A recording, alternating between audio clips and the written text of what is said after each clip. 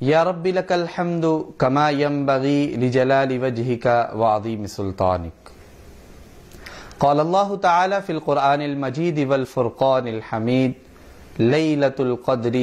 خیر من الف شہر۔ برادران اسلام، رمضان المبارک سارے کا سارا بہت ہی اہم ہے، لیکن رمضان المبارک کے آخری 10 ایام اور زیادہ اہمیت کے حامل ہے، کیونکہ انہی 10 راتوں کے اندر ایک رات ایسی آتی ہے جس کی عبادت 1000 مہینوں کی عبادت سے بھی افضل ہے۔ تو اس لیے ہمیں چاہیے کہ ہم زیادہ سے زیادہ اس میں عبادت کریں، زیادہ سے زیادہ اللہ تعالیٰ کا ذکر کریں،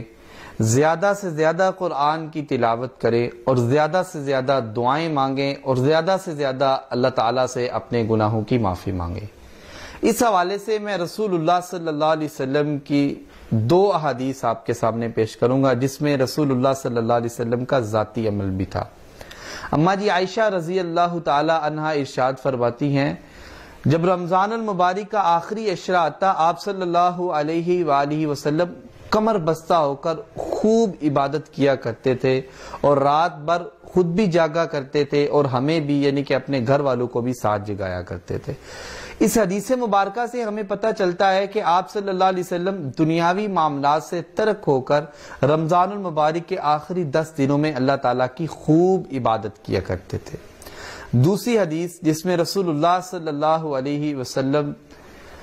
اماں جی عائشہ رضی اللہ تعالی عنہا ارشاد فرماتی ہیں، سال بھر میں آپ صلی اللہ علیہ وسلم اتنی کوشش عبادت میں نہیں کیا کرتے تھے جتنے آپ صلی اللہ علیہ وسلم رمضان المبارک کے آخری 10 دنوں میں کیا کرتے تھے۔ تو سامعین و ناظرین، آج میرا پیغام آپ کے سامنے یہی ہے،